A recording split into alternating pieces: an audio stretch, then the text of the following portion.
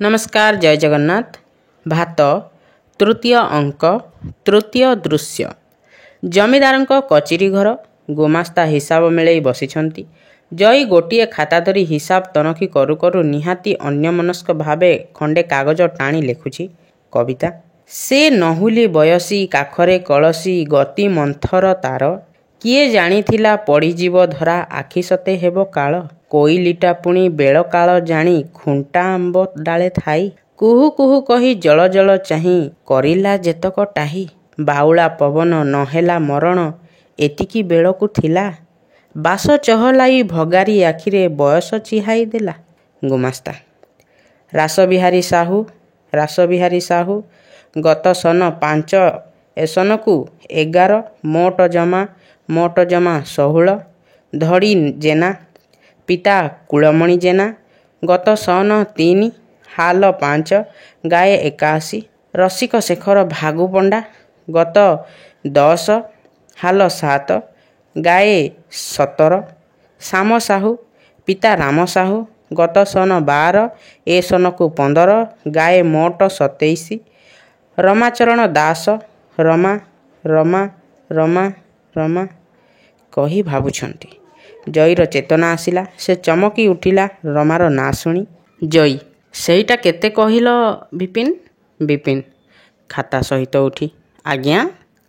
जई मो ना रे बाकी केते? विपिन देखुछि रमा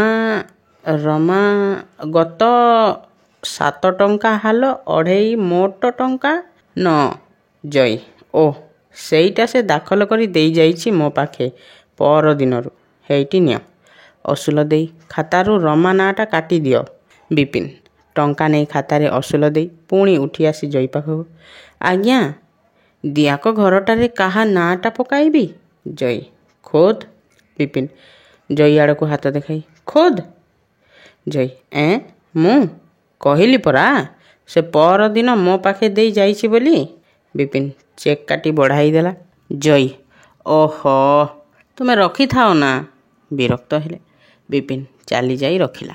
ଜଇ ହଁ ପିଆଦା ଅସୁଲକୁ ଯେଉଁ ତାଲିକାଟା ଦଉଛ ସେଥିରୁ ରମା ନାଁଟା କଟା ହୋଇଥିବ ଯେମିତି।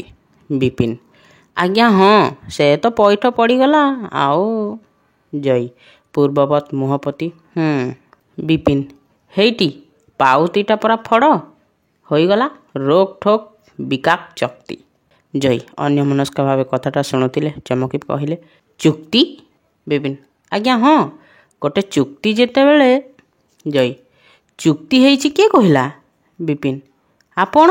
ଜଇ କଥାରେ ବାଧା ଦେଇ ମୁଁ ଚୁକ୍ତି ହେବାର କଥା କହିଲି ମୋଠୁ ଶୁଣିଲ ତୁମେ? ବିପିନ ନାଇଁ ଯେ ଯାହା ଦବାର ପରା ସେ ଦେଇଛି। ଜଇ ଚୁପ କର ମାଲିକ କଥାରେ ମୁଣ୍ଡ ଢୁକେଇବା ପାଇଁ ତୁମକୁ ଚାକିରି ରଖାଯାଇ ନାହିଁ। ନିଜର କାମ ଦେଖ ନନସେନ୍ସ। ବିପିନ ଚାହିଁ କିଛି ବୁଝିପାରିଲା ନାହିଁ। କାମରେ ଲାଗିଲା ପୂର୍ବପରି ପାଟି କରି ଆଜ୍ଞା। ଜଇ ତୀବ୍ର ଦୃଷ୍ଟିରେ ଗୁମାସ୍ତାଙ୍କୁ ଥରେ ଚାହିଁ ପୁଣି କବିତା ରଚନାରେ ଲାଗିଲା। ସମସ୍ତ ଭାବଗୁରା ତାର ଗୋଳମାଳ ହୋଇଯାଇଛି। ନା ଉଠି ଚାଲିଯାଇ ପୁଣି ଫେରି ଆସି ଏ ବିପିନ ମୋଠି କିଛି କାମ ଅଛି। ବିପିନ ଚଟ୍ ଉଠି ଗୁରାଏ ଚଉଠିକିଆ କାଗଜ ଧରି ଆଜ୍ଞା ଏଇ।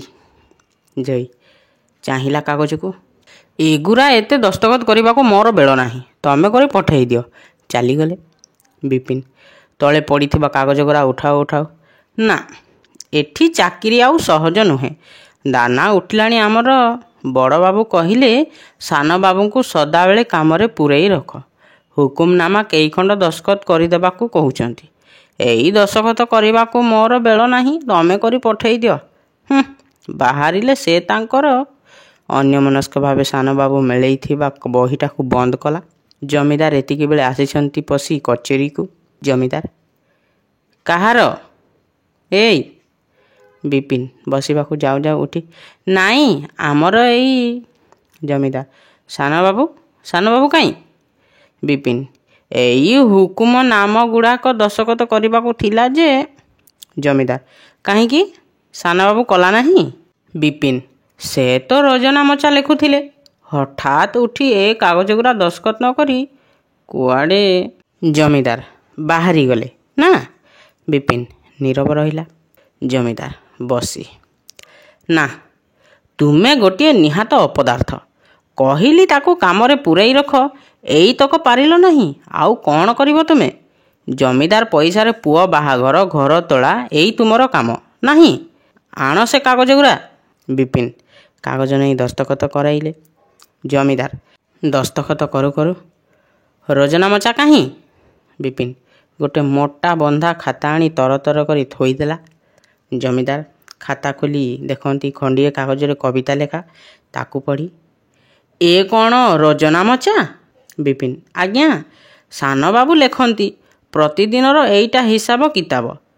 କହି ଅନ୍ୟ କାଗଜ ଆଣିବାକୁ ଗଲା। ଜମିଦାର ଗମ୍ଭୀର ହୋଇ, ପ୍ରତିଦିନର ହିସାବ କିତାବ। ବିପିନ ଆଜ୍ଞା। ଜମିଦାର ଏଇ ତାହେଲେ ପ୍ରତିଦିନର ହିସାବ କିତାବ ନୁହେଁ? ବିପିନ ଆଜ୍ଞା ହଁ, ଆଜିକାଲି ଟିକିଏ ସେମିତି ବେଶୀ ହେଉଛି। ଜମିଦାର ବିପିନ କାଳ ମହରଗ ନା, ଖର୍ଚ୍ଚ ଟିକିଏ ଜିଆଦା ପଡ଼ୁଛି। ଜମିଦାର କାଗଜ ଦେଖାଇ, ତେଣୁ ଏଇ ତମର ରୋଚନାମଚା। ଗୋଟିଏ ଧାଡ଼ି ପଡ଼ିଲେ, ସେ ନହୁଲି ବୟସୀ କାଖରେ କଳସୀ, ଗଥି ମନ୍ଥର ତାହାର, କିଏ ଜାଣିଥିଲା ପଡ଼ିଯିବ ଧରା, ଆଖି ସତେ ହେବ କାଳ। ବିପିନ ଚମକି, ଆଜ୍ଞା ସେଇଟା ତ ମୁଁ ଦେଖି ନାହିଁ। ଦିଆନ ବାବୁ ତ ଆଜିକାଲି ଆଉ ହିସାବ ଲେଖୁନାହାନ୍ତି, ସାନବାବୁ ବରାବର ଏବେ। ଜମିଦାର ଠିକ୍, ତେଣୁ ଏଇ ଗୀତରେ ରୋଚନାମଚା। ବିପିନ ଆଜ୍ଞା ହେଇଥିବ। ହସିଦେଲା। ସାନବାବୁ ତ ଆଉ ଦିଆନ ବାବୁ ନୁହନ୍ତି, ସେ କେଡ଼େ ପାଠୁଆ, ଚାଟ ଘର ପୁଅ ଚାଟ, ଗୀତରେ ଲେଖିଥିବେ ଦିଆନ ବାବୁ ଯେତେବେଳେ। ଜମିଦାର ତୁନି ହ, ସାନବାବୁ କୁଆଡ଼େ ଗଲା? ବିପିନ ହଠାତ୍ ଉଠି।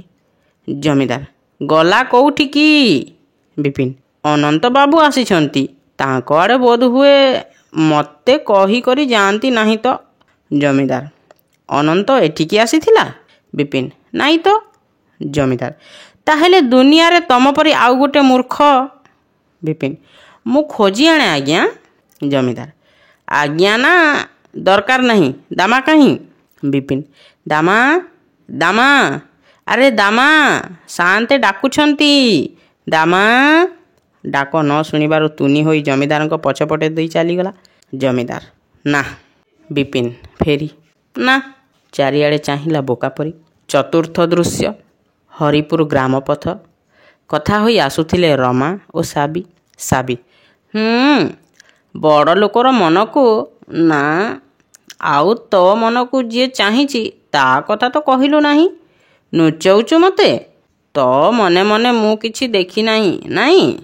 ରମା ଦେଖିଛୁ ତ, ଆଉ ପଚାରୁଛୁ ତେବେ କ'ଣ? ସାବି ସାନବାବୁ ତ ଟଙ୍କା ଦେଇ ପଠେଇଥିଲେ, ତୁ ନେଲୁ ନାହିଁ କାହିଁକି? ଚଳିବୁ କେମିତି? ମଉସା ତ ନାହାନ୍ତି ଯେ ଗେଲ ବସର ଝିଅ ହବୁ। ରମା ହଇଲୋ ସାବି, ଟଙ୍କା କ'ଣ ଏଡ଼େ ବଡ଼ ହେଲା ତୋ ଆଖିରେ? ଆଉ ସାବି ସଜ ଥିବ କି ଅସଜ ଥିବ, କାହିଁକି ଅବା ଆସି ପାରି ନଥିବେ, ଏଇଠିକି ଏଡ଼େ ରୁଷା? ରମା ରୁଷା? ମୁଁ ରୁଷିବି କାହା ଉପରେ ଲୋ ସାବି? ସାବି ହଉ ହଉ, ଯାହା ତ କଲୁ କଲୁ, ଘରକୁ ଚାଲ। ରମା ନାଇଁ ଲୋ ସାବି, ମୁଁ ଯାଉଛି ବେହେରା ଘରକୁ। ସାବି ବେଳ ବୁଢ଼ାଟାରେ ପୁଣି ବେହେରା ଘରକୁ କାହିଁକି ଯିବୁ ମ? ରମା ବେହେରା ଘର ଧାନ ନେଇଥିଲି, ଚାଉଳ କୁଟାକୁ ଯେ। ସାବି କୁଟାକୁ ତୁ ନେଇଥିଲୁ ଧାନ? ମଉସା ଗଲା ଦିନୁ ତ ଚିନ୍ତାରେ ହାଡ଼ ମାଉସ ହେଇ ଦିପଳ ନାହିଁ ଲୋ ତୋଠି, ତୋ ଦେହରେ ବଳ କାହିଁ? ରମା ଅଛି, ପେଟ ଯେତେବେଳେ ପୋଡ଼ିଯାଏ ବଳ ଛାଏଁ ଛାଏଁ ଆସେ ଲୋ। ସାବି ପେଟ ପୋଡ଼ୁଛି ତୋର? କାହିଁକି ମ? ଚକ୍ର ଆଢ଼ୁଅଳରେ ଅଛୁ, ତୋର କି ଚିନ୍ତା ମ? ରମା ନାଇଁ, ମୋର ଚିନ୍ତା ନାହିଁ କିଛି ଯେ। ସାବି ତେବେ କୁଟାକଟି କରି ଚଳୁଛୁ ବୋଲି କହିଲୁ? ରମା ଖୁସିରେ। ସାବି ହଁ ଖୁସିରେ। କେବେଠୁ ମ? କେବେଠୁ ଏତେ ଚାଲାକି ହେଲୁଣି? ମୋଠୁ କଥା ଛୁପଉଛୁ? ଚାଲିବୁଟି ଆମ ଘରକୁ, ମୁଁ ସବୁ ଶୁଣେ ଆଗେ ତୋଠୁ। ଟାଣି ନେଇଗଲା। ଆସିବୁଟି? ରମା ନାଇଁ ମ, କାଲି ଯିବି, ମୋର ପରା ତେଣେ କାମ ଅଛି। ସାବି କାମ, ଚାଲ। କାନି ଟାଣିଲା। ଏତିକି ବେଳେ ଖୁବ୍ ନିକଟରେ ଶୁଭିଲା ସାଇକେଲ ଘଣ୍ଟି। ସାବି କାନିଟାକୁ ଛାଡ଼ି ଦେଇ ରମାକୁ କହିଲା, ସାବି, ସାଇକେଲ ଘଣ୍ଟି ଶୁଭୁଛି ପାଖଟାରେ, ସାନବାବୁ ହୋଇଥିବେ ଲୋ। ରମା, ଯିଏ ହଉ, କିଏ ଜାଣେ। ସଡ଼କ କାନ୍ଥକୁ ଯାଇ ଦିହେଁ ପିଠି କରି ଆଡ଼ ହୋଇଗଲେ। ସାବି, ଆଲୋ, ସାନବାବୁ ତ। ରମା, ସାଇକେଲ ଯିବା ପରେ ରାସ୍ତାକୁ ଆସି, ହେଇଥିବେ, ଚାଲେ ମ, ତମ ଘରକୁ ଯିବା ପରା। ସାବି, ଆମ ଘରକୁ ଯିବୁ? ରମା, ହଁ, ଚାଲ। ସାବି ନ ଯାଇ ତଟସ୍ଥ ହୋଇ ଚାହିଁ ରହିଲା ରମା ମୁହଁକୁ। ରମା ସାବିର କାନି ଟାଣି, ଆସୁନୁ କାହିଁକି ମ, ଆସ, ଆ ମ। ଚାଲିଗଲା। ସାବି ପଛେ ପଛେ ଗଲା।